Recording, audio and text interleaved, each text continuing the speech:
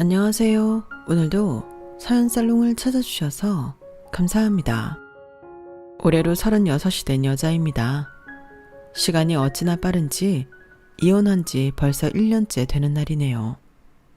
원래라면 결혼 기념일이었을 오늘, 답답했던 결혼 생활을 청산하고 자유가 된 걸 자축하는 의미로 어떤 걸 해볼까 고민하다 사연을 쓰게 됐어요. 저도 남들과 다를 바 없이 저만의 가족을 만들고 싶어 결혼을 했어요. 한때는 정말 사랑했던 사람이었고 제 모든 걸 줄 수 있는 그런 사람이었어요.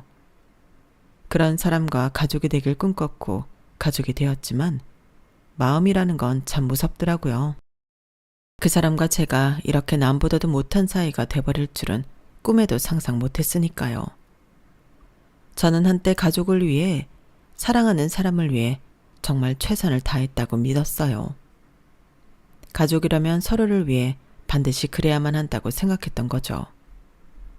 하지만 지금은 그 가족이라는 이름이 어쩌면 저에게 너무 잔인했을지도 모른다는 생각이 들어요. 그 사람을 처음 만난 건 대학교 시절이었어요. 저는 적당히 성적을 맞춰 들어간 대학교에서 적당히 학교 생활을 했고, 남편은 저보다 몇 학번 위인 탁과 선배였어요. 학창시절 전공에 흥미를 느끼지 못해서 그림 동아리를 들어갔고 거기서 남편과 친해지게 되었죠. 그림 동아리니 다들 그림에 관심이 있고 좋아했지만 그 중에서도 남편은 제 그림을 참 좋아해 줬어요. 저보다도 제 그림을 더 좋아해 주시는 모습을 보고 저도 남편에게 관심과 호기심이 생겼고, 그게 자연스럽게 이성적 호감으로 발전해 연애를 시작하게 되었죠. 그땐 정말 저를 이해해줄 영혼의 단짝을 만난 느낌이었죠. 졸업을 앞두고 뒤늦게 전공이 아닌 제가 좋아하는 그림으로 취업을 해봐야겠다고 결심했을 때에도 무모하다며 일단 말리고 보는 주변 사람들과는 달리 유일하게 응원해줬던 것도 남편이었어요. 너는 진짜 재능이 있어. 이걸로 쭉 파면 분명히 성공할 거야. 너무 늦은 건 아닐까? 그림은 전공생들도 많은데 네가 그 사람들을 이기고 이걸로 먹고 살 수 있을까? 분명히 된다니까. 아직 안 늦었어. 취업까지 시간이 얼마나 걸리든 열심히 해봤으면 좋겠어. 난 분명 네가 잘 될 거라고 믿어. 그 응원에 힘입어 졸업 후 본격적으로 취업을 준비했어요. 그때 이미 저보다 1년 먼저 졸업해 회사를 다니고 있던 남편은 열심히 해보라며 제가 취업 준비를 하는 동안 데이트 비용을 전부 감당하면서 저를 응원해줬어요.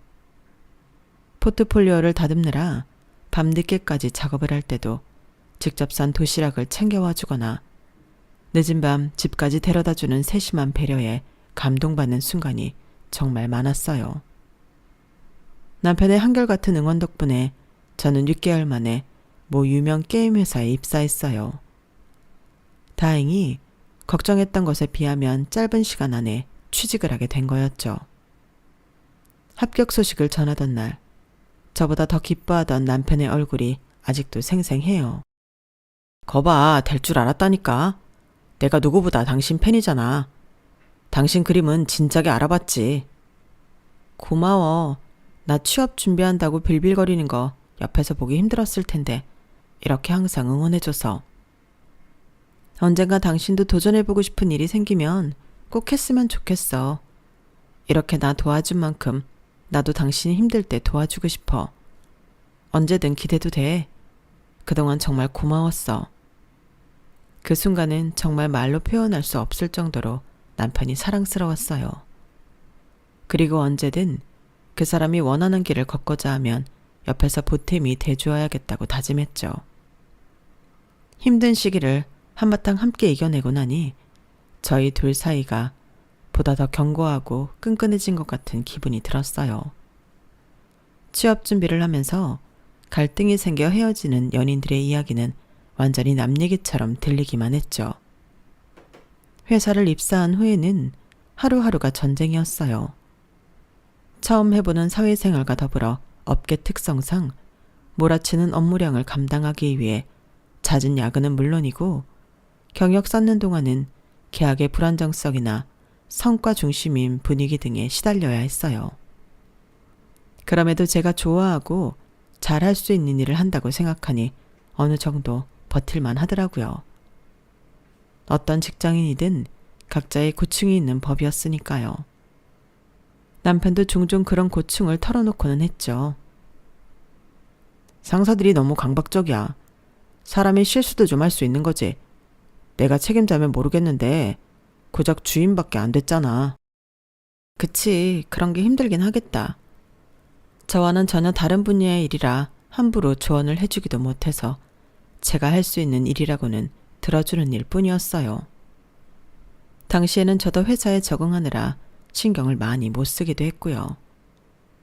취업 후 시간은 어찌나 빠르게 흐르던지 몇 년 지나고 보니 벌써 20대 중후반이 됐어요. 오래 사귄 커플인 만큼 결혼 이야기가 오갈 나이가 됐더군요. 민우가 결혼 얘기는 안 하니? 니네 만난 지 벌써 꽤 됐잖니? 슬슬 해야죠. 아직은 둘 다 이제 막 회사 적응이 돼서 결혼까지는 미처 얘기도 못 나눠봤어요. 그래.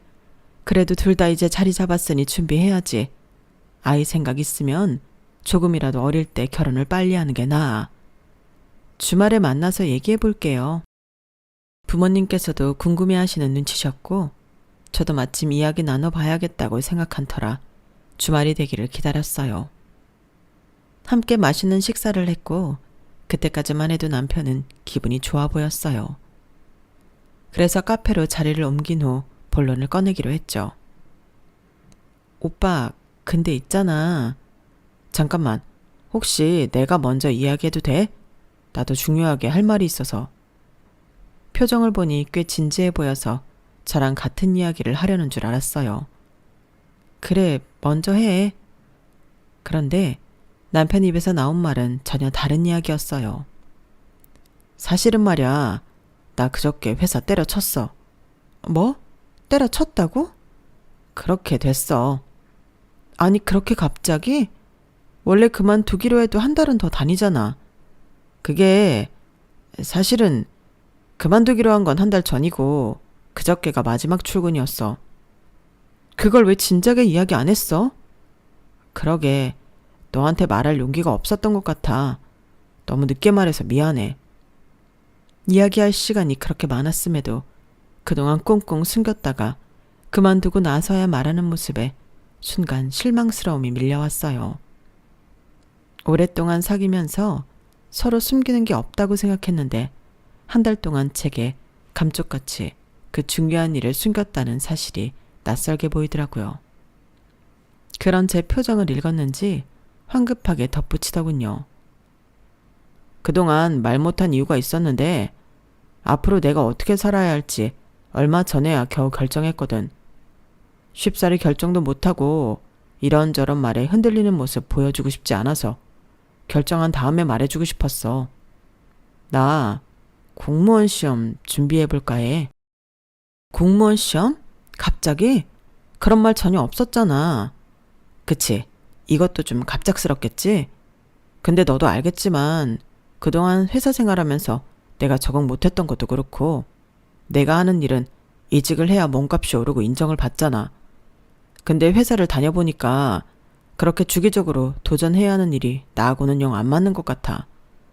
이젠 좀 안정적인 일을 하고 싶어서 더 늦기 전에 공무원 시험에 도전해보고 싶어. 어떻게 생각해? 치열하게 보내온 20대의 막바지. 이제야 둘 다 안정기에 접어들었다고 생각했고 결혼이라는 인생의 새로운 페이지를 밟기 위해 이야기를 꺼내보려던 순간에 던져진 질문이었어요. 아주 솔직히 말하면 아쉽더라고요. 하지만 제가 가장 힘들고 불안정한 시기에 늘 저를 믿어주고 아낌없이 지원해주던 남편을 생각하며 대답했죠. 어떻게 생각하긴 이제라도 안 늦었어. 내가 곁에 있어 줄 테니까 힘내서 열심히 해보자. 정말? 고마워. 난 솔직히 말하면 지금 나이에 공무원 시험 준비하겠다고 하면 네가 나랑 헤어지자고 할 줄 알았어. 그래서 말 못한 거야. 무서워서. 우리가 헤어지긴 왜 헤어져. 오빠도 나 힘들 때 옆에 있어줬잖아. 내가 무사히 취업했듯이 오빠도 잘할 수 있어. 같이 또 이겨내면 되지. 부모님께는 어떻게 말을 해야 하나 걱정이 됐지만 한편으로는 다행이라는 생각도 들었어요. 남자친구에게 늘 마음에 빚이 있었거든요. 그때의 그 은혜는 같은 상황에 오지 않고서는 아무리 잘해준다고 해줘도 갚은 느낌이 안 들었으니까요. 그때 받았던 응원과 사랑을 이번 기회에 다 돌려줘야겠다고 생각했죠. 묵혀두고 있던 고마운 마음과 새로운 도전으로 인한 불안감으로 힘들어하는 남자친구를 보며 드는 안쓰러움이 합쳐져 정말 지극정성을 다했어요. 퇴근을 하면 남자친구가 지내고 있는 노량진으로 달려가 따뜻한 밥상을 차려줬고 힘들 때 꺼내보려며 시간 날 때마다 응원과 격려의 말이 담긴 손편지를 써서 건네주기도 했어요. 공부할 때 출출하지 말라고 간식거리까지 잔뜩 챙겨주었죠. 처음에는 너무 고마워하면서 행복해하는 얼굴을 보면서 저까지 행복해지더라고요. 정말 다른 건 신경 쓰지 않고 공부에만 집중할 수 있게끔 피곤하지 않은 날에는 자취방에도 들러 집을 청소해주고 먹은 음식을 치우고 설거지까지 도왔어요. 그땐 오래 만난 사이니까 이 정도는 서로 도울 수 있다고 생각했고 큰 희생이라고 생각하지도 않았어요. 직장에 다니니 외식하고 싶어 할 때는 외식도 시켜주고 하면서 일종의 모성애까지 느꼈던 것 같아요. 하지만 생각보다 공무원 시험 준비는 길었어요. 제가 취업 준비를 했던 6개월과는 비교도 안 될 정도로 길었죠. 첫 시험에 떨어지고 나서 크게 절망적이지는 않았어요. 다들 공무원 준비는 오래 하니까 첫 시험 불합격은 어쩌면 당연하다고까지 받아들였던 것 같아요. 괜찮아. 공무원 준비가 그렇게 쉬운 거였으면 다들 공무원하고 있겠지. 올해는 첫 해니까 더 열심히 해서 다음에 붙으면 돼. 남자친구의 수험 생활이 길어질수록 저 역시 경제적으로나 심리적인 부담이 커져만 갔지만 힘든 시절을 함께 버틴 후 느꼈던 기쁨을 떠올리며 이 시기만 지나면 행복해질 거야 라는 생각으로 함께 버텼어요. 하지만 다음에도 남자친구는 떨어졌고 좌절하는 남자친구를 어르고 달래며 다시 힘든 수험 생활을 시작했죠. 이번까지만 하고 안 되면 내가 정말 그만둘게. 아니야, 그런 소리 하지 마. 이번에는 잘할 수 있을 거야. 나는 오빠 믿어. 그렇게 세 번째 시험이 다가오던 일주일 전날 저는 내장 가득 빽빽히 남자친구를 향한 응원의 편지를 썼어요. 쓰면서도 눈물이 나더라고요. 편지와 함께 직접 산 도시락을 전해주는데 남자친구의 얼굴이 왠지 심드렁해 보이더군요. 아, 오늘은 외식하고 싶었는데. 오늘 밤새서 남은 작업 좀 마쳐야 해서 저녁을 같이 못 먹을 것 같아서 싸왔어. 다음에 외식하자. 메뉴가 뭔데? 오빠가 좋아하는 고기 넣은 김치찌개에 계란말이랑 연어구이야. 양은 넉넉히 했으니까 든든할 거야. 그래, 잘 먹을게. 이건 뭐야? 도시락 통을 건네주면서 편지 봉투를 내밀었더니 눈을 반짝이며 묻더군요. 처음에는 제가 한 음식보다 편지를 더 반기는 줄 알고 내심 가슴이 두근거렸어요. 편지 얼마 안 남았으니까 힘내라고. 힘들 때 꺼내 읽어봐. 아, 난 또 뭐라고? 하지만 남자친구는 제 대답을 듣자마자 다시 심드렁해지며 도시락 통과 편지를 한쪽 구석에 치워버리더라고요. 그러더니 갑자기 핸드폰을 보여주더군요. 그나저나 이거 봐. 엄마가 얼마 안 남았다고 이렇게 장문으로 문자를 다 보내주셨다? 우리 엄마 이런 사람 아닌 거 알지? 아들이 나이 다 들어서 공무원 시험 준비하겠다고 안 그래도 없는 형편에 묵묵히 지원해 주시는 것만 해도 감사한데 엄마가 이렇게 날 응원하고 있는 줄은 정말 몰랐어. 어디서 난 건지 용돈까지 보내주셨다니까? 퇴근 후 바쁜 시간 쪼개서 도시락을 싸고 편지까지 써다준 저보다도 고작 7줄 남짓한 어머님의 응원 문자에 더 감동을 받은 것 같더라고요. 그 순간 심각한 허탈감이 밀려왔어요. 어느 순간부터 남자친구는 제 희생을 너무나도 당연하게 여기고 있었고 저 역시 이런 생활이 익숙해져 아무런 이상함을 느끼지 못하고 있었던 거예요. 그걸 그때서야 깨닫게 되었던 거죠. 하지만 시험도 얼마 안 남은 사람에게 그런 걸 꼬치꼬치 따질 순 없었어요. 그래도 시험 끝나면 얘기는 해봐야겠다 싶었죠. 집에 돌아와 생각해보니 제 편지 봉투를 보고 눈을 빛냈던 것도 용돈이라 생각했던 것 같더라고요. 원인을 알 수 없는 억울함에 화가 났지만 그 화는 얼마 가지 않았어요. 그의 공무원 시험에 드디어 합격을 했거든요. 남자친구가 합격을 하고 나니 온통 기쁨에 젖어서 그때의 찜찜하고 불쾌했던 감정은 완전히 잊어버렸어요. 나 기다려줘서 정말 고마워. 나도 이날만을 기다렸어. 우리보다 적게 사귄 친구들이 하나 둘 결혼 소식 보낼 때마다 너한테 어찌나 미안하던지. 이제 합격도 했으니까 우리 결혼하자. 남자친구는 제게 합격 소식을 알리러 오던 길 잠깐 꽃집에 들러서 산 빨간 장미 한 송이로 제게 프로포즈했고 참 소박한 청혼이었지만 제게 그 어떤 화려한 청혼보다도 기쁘고 값지게 느껴지더라고요. 그렇게 행복감에 젖은 채로 다음해 무사히 결혼까지 할 수 있었죠. 그땐 워낙 합격의 기쁨과 기다림 끝에 이뤄진 결혼에 취해 있어 시댁이 조금 이상하다는 걸 미처 눈치채지 못한 것 같아요. 하지만 돌이켜보니 이상한 점이 한둘이 아니었죠.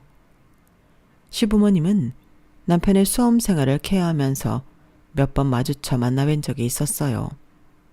그럴 때마다 밥도 사주시고 아들 옆에 있어줘서 고맙다며 따뜻하게 손도 잡아주셨던 분들이라 결혼 준비를 할 때도 큰 부담은 없었어요. 어머님 아버님 저 왔어요.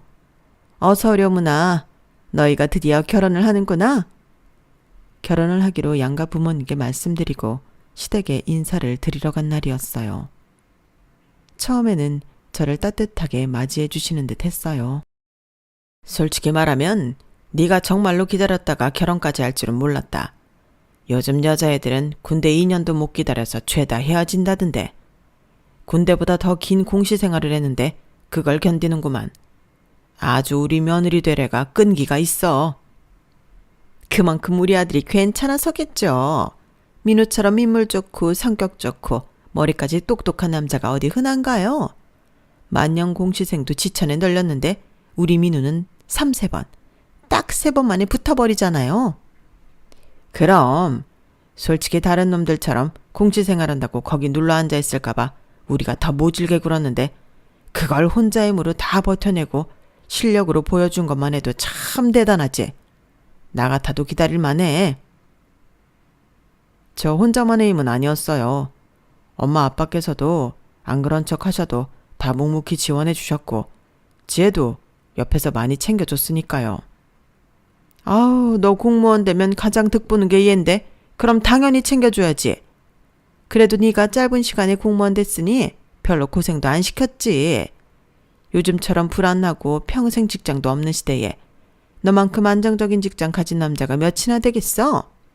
공무원이라고 하면 여자들이 좋다고 따를 텐데 너도 의리 지킨 거지? 그 말엔 어쩐지 제 희생이나 노고는 조금도 인정하지 않겠다는 의미가 강하게 담겨 있는 것 같더라고요. 순간적으로 기분이 상했지만 그때는 제 손을 잡으며 편을 들어주는 남편 덕분에 잘 넘길 수 있었어요. 그런 말씀 마세요. 저도 지혜 없으면 안 돼요. 저희는 서로 힘들 때 옆에 있어줘서 여기까지 끈끈하게 올 수 있었던 거예요. 그래. 어쨌든 네가 그런 걸 알아주는 것 자체가 남편 복이 있다는 거야. 모르는 남자들도 많거든. 남편이 제 편을 들자 언제 그랬냐는 듯 꼬리를 빼시더니 대화 주제가 다른 걸로 넘어갔어요. 당시에는 온 집안이 남편의 합격으로 인해 자부심이 하늘을 뚫을 듯 높아졌을 때였던지라 그런 걸로 굳이 기분 상하지 말아야겠다 생각했죠. 하지만 본격적인 문제는 결혼식을 올린 이후부터였어요. 결혼식이 끝나고 축의금 정산을 한 후 신혼여행에 다녀왔을 때였어요. 무사히 신혼여행을 다녀왔으니 친정과 시댁에 인사를 드리러 가야 했죠. 여행지에서 사온 각각 부모님께 드릴 선물들을 하나를 안고 친정에 먼저 방문했어요. 친정 부모님께서는 당연히 기뻐하셨고 좋은 시간을 보내고 돌아왔죠. 그리고 시댁에 갈 차례가 왔어요. 그런데 미리 준비해둔 선물 외에 남편이 다른 짐을 챙기더라고요. 여보 뭐해? 아무것도 아니야. 신경 쓰지 마. 뭔데 그래? 뭐 안 챙긴 게 있었어? 우리 엄마가 피부가 워낙 건조하셔서 그때 이걸로는 안 될 것 같아서 한 세트 더 챙겨놨거든. 이것 좀 더 드리려고. 남편이 들고 있는 건 각자 어머님께 드리기로 한 고급 화장품 세트였어요. 한 세트씩 미리 포장을 해두었는데 언제 따로 산 건지 한 세트가 더 있더라고요. 조금 어이가 없긴 했지만 그땐 그냥 유별나게 효도한다 싶어 우선 넘겼어요. 뭐야, 그럼 우리 엄마는? 우리 엄마도 나이 드셔서 피부 건조하신 건 마찬가지인데. 그럼 당신도 더 챙기지 그랬어. 당신이 한 세트만 할 생각인 것 같아서 내 돈 주고 따로 산 거야? 그래, 근데 왜 그렇게 날카로워? 어머님한테 더 드린다고 내가 뭐라고 한 것도 아니고. 당신이 시댁만 챙긴다고 오해할까봐 그러지. 내 용돈으로 우리 가족한테 더 해드리는 건 상관없잖아. 오해 안 할 테니까 그런 식으로 말하지 마. 그리고 다음부터 따로 더 챙길 거면 먼저 얘기를 해. 얘기하면 허락은 할 거고. 허락의 문제가 아니라 양가 부모님 똑같이 잘해드리는 게 좋지. 누구는 더 챙기고 누구는 덜 챙기고 하는 게 좋은 건 아니잖아. 그러니까 이게 문제라니까. 각자 자기 가족을 더 챙기고 싶은 게 당연한 일인데 일일이 이야기를 하면 합의가 되겠냐는 거야. 왜 자꾸 당신 가족 우리 가족을 나눠? 우리도 이제 결혼했잖아. 우리도 가족 아니야? 말은 그렇긴 한데 이런 문제는 다르지. 남편은 자꾸만 묘하게 시댁과 친정을 나눠서 생각하는 듯한 말을 하더라고요. 물론 사람이니까 당연히 다를 수밖에 없겠지만 저는 이런 건 최대한 똑같이 맞추는 게 맞다고 생각했어요. 그런데 남편은 자꾸 똑같이 맞춰놓은 것에 굳이 뭐 하나라도 더 얹어서 시댁만 챙기려는 모습을 보이더라고요. 그렇게 출발도 전에 한바탕 싸움을 했는데도 남편은 도착해서는 언제 그랬냐는 듯 시치미를 떼며 가방에서 돈 봉투를 꺼내더군요. 언제 뽑은 건지도 모를 현금이 두둑하게 들어있었어요. 얼만지 가늠도 안 가는 봉투가 남편의 가방에서 나오는 걸 보고 눈이 튀어나오게 놀랄 수밖에 없었죠. 어머니 아버지 결혼식 때 돈 많이 보태주셨잖아요. 축의금으로 많이 남아서 이건 두 분 쓰세요. 아유 뭐 이런 걸 다. 그거 다 너네 잘 살라고 하객들이 준 돈인데 너희들이 쓰지 그러니. 저와는 단 한마디 상의도 없이 그런 모습을 보이는 남편 때문에 더는 참을 수가 없었어요. 그래서 어머님의 말씀을 덥석 물었죠. 그럴까요? 아무래도 그렇죠. 그게 다 저희 위한 마음인데 남는다고 이렇게 드리는 게 좀 그렇긴 해요. 어머님이 예의상 거절의 의미로 도로 남편에게 내민 돈 봉투를 제가 손을 뻗어서 받았어요. 남편 얼굴을 보니 불그락 푸르락 하더라고요. 그렇다고 그걸 진짜로 다시 가져가니? 저희가 받은 돈이니까 사실 저희가 쓰는 게 맞기는 하죠. 어머님께서도 그렇게 생각하셔서 거절하신 거 아니세요? 이렇게까지 하고 싶진 않았지만 남편이 말귀를 못 알아들으니 어쩔 수 없다는 생각이었어요. 아니나 다를까 돌아오는 길 남편과 2차전을 벌였죠. 당신 진짜 그걸 그렇게 꼭 받아내야 했어? 내가 신경 써서 챙겨온 건데 나랑 우리 엄마가 뭐가 돼? 결혼할 때 많이 보태주셨으니까 그만큼 챙겨드릴 수도 있는 거지. 시댁에서만 보태줬어? 우리 집에서도 보태줬어. 아니, 어쩌면 우리 집에서 더 많이 보태주지 않았나? 근데 어쩜 그렇게 당신은 당신 부모만 챙겨? 내가 내 부모 내 식구 챙기지 그럼 누가 챙겨? 장인 장모님은 우리 집보다는 형편이 나으시잖아. 당연히 형편 안 좋은 쪽을 더 챙기는 게 맞는 거 아니야? 남편이랑 이 주제로는 아무리 싸워도 끝이 안 나더군요. 여기서 저희의 사고방식이 완전히 다르다는 걸 처음 느꼈어요. 연애할 때는 이런 걸로 논쟁할 일이 없어 전혀 몰랐던 부분이었죠. 남편은 유독 자기 가족이라면 싸고 들었고 그것 때문에 전 미치고 팔짝 뛸 노릇이었죠. 아니, 보통이라면 결혼까지 했는데 내 가족 내 식구 하면서 시댁만 감싸진 않지 않아? 그럼 나는 결혼했으니까 나도 자기 가족 아니냐고. 난 솔직히 말하면 네 얘기 들으니까 네 남편 너를 가족으로 생각하지 않는 거 아닌가 싶기도 하다. 뭐라고? 잔인한 말이긴 한데 널 가족으로 생각했다면 내 앞에서 어떻게 우리 가족 내 식구 이런 말이 나오겠어. 분명히 선을 긋는 것처럼 느껴지는데 보통 사람들이 생각하는 거랑 좀 다르게 생각하고 있다는 느낌이 드는데 네가 생각해도 그래? 하루는 친구에게 이런 갈등을 털어놓으니 충격적인 답변이 돌아왔어요. 그렇게 오래 만났음에도 이 사람에 대해 몰랐다는 것도 충격인데 그런 생각을 갖고 있는 사람인 줄 알았다면 피했을 거란 생각에 더더욱 괴로웠죠. 하지만 이런 고민이 심해지고 있을 때 뒤늦게 임신했다는 사실을 알게 됐어요. 축하드립니다. 임신되셨어요. 여보, 우리한테도 아이가 생겼네. 정말 고마워. 앞으로도 잘 부탁해. 남편은 뛸 듯이 기뻐하더군요. 기뻐하는 모습을 보니 불안했던 마음이 약간 가라앉았어요. 그렇게 내 식구, 내 가족 하는 사람이니 자기 새끼가 생기면 좀 달라지겠지 했죠. 하지만 불행하게도 그건 제 착각이었어요. 제가 임신하고 슬슬 배가 부르기 시작하면서 한참 예민하고 힘들던 시기에 밤중에 연락도 없이 신우이가 찾아왔어요. 오빠 나왔어. 좀 재워줘. 아가씨, 이 밤에 웬일이세요? 엄마랑 좀 싸웠어요. 가출했는데 갈 곳이 없어서요. 당황해서 남편을 보니 남편은 이미 연락을 받고 알고 있던 눈치더군요. 신우이는 약속이나 한 듯이 제 작업실로 들어가서 짐을 풀기 시작했어요. 결혼 후 프리랜서로 전향하고 가장 정성 들여 꾸며놓은 중요한 공간인데 그곳에 허락도 없이 들어가 짐을 풀어놓으니 기가 막혔죠.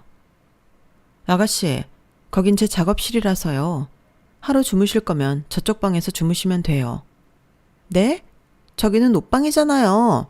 갑갑해서 어떻게 자라고요? 여기가 쾌적해서 좋은데요? 오래 있을 것도 아닌데 좀 재워주세요.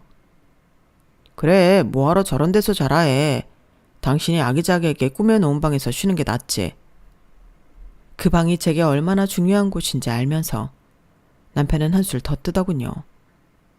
일단은 너무 늦기도 했고 뱃속 아이도 신경 쓰이고 홧김에 나온 거니 하루만 자고 금방 가겠지 싶어서 더 이상 씨름하진 않았어요. 다음날 남편이 출근을 하면서 신우이와 함께 나갔어요. 당연히 그렇게 시댁으로 돌아간 줄 알았는데 저녁에 다시 같이 들어오더군요.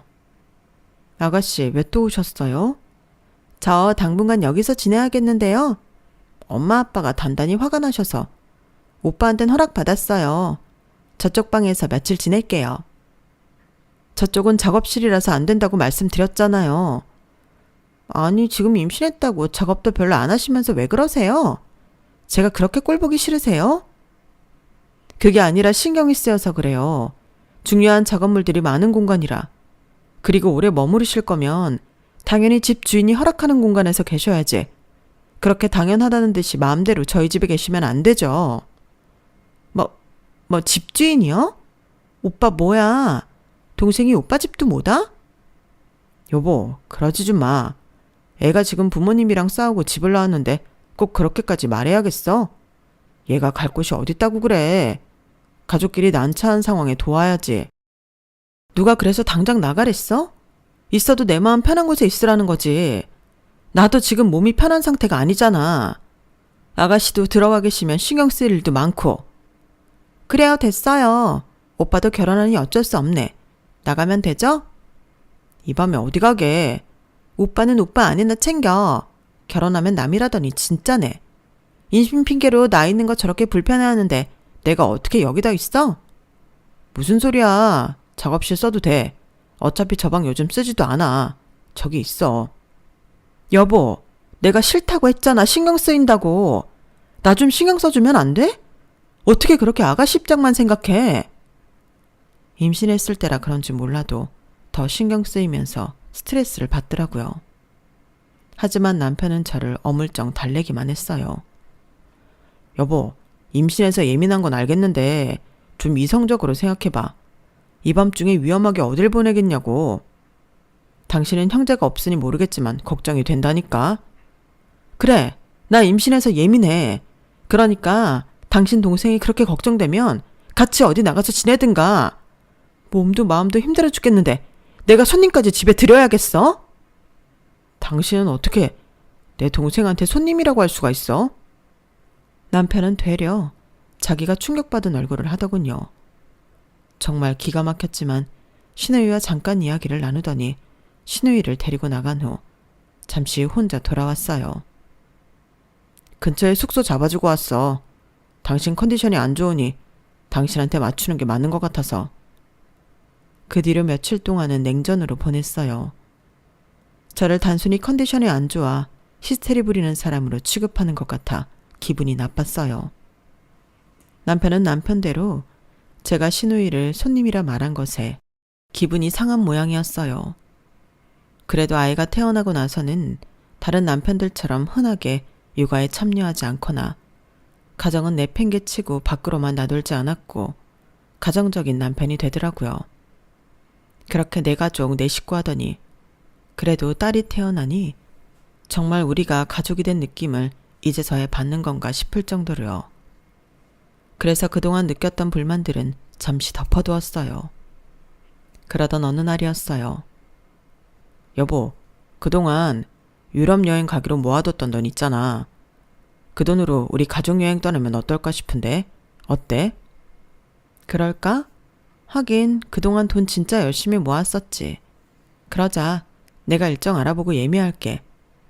아니야, 내가 할게. 당신은 애 보느라 힘들잖아. 그래? 그래주면 고맙지. 남편에게 돈을 모아두었던 카드를 순순히 넘겨주었어요. 남편은 혼자 몇 날 며칠 머리를 싸매더니 알아서 척척 예약을 하는 것 같더군요.